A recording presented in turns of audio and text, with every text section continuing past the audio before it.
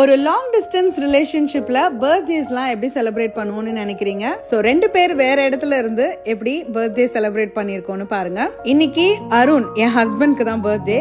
So அவருக்கு பிடிச்சதெல்லாம் நான் செஞ்சிருக்கேன். காலையில இட்லி தோசை வடகரியோட, மத்தியானம் லஞ்சுக்கு நல்ல காரசாரமா மட்டன் சுக்கா.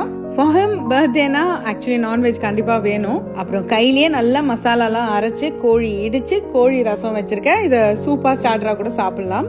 கரெக்டுங்க, ஆள் இல்லாத கடையில தான் டீ ஆத்துறேன். ஆக்சுவலி அவர் இங்க இல்ல.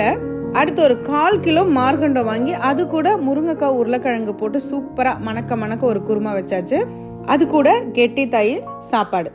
அவ்வளவுதான் மதியம் லஞ்சுக்கு. இது என் ஹஸ்பண்டுக்கு செஞ்சீங்கன்னா அவருக்கு தான், பட் நாங்க சாப்பிட்டோம். இது அவர் அங்கிருந்து எனக்கு அனுப்பின video. China dining table already videos பார்த்தவங்களுக்கு தெரிஞ்சிருக்கும். ஸோ அவரு ப்ரான் 65, ரைத்தா, கருவேப்பிலை சிக்கன் பிரியாணி, சாலட்னு கலக்கிட்டாரு.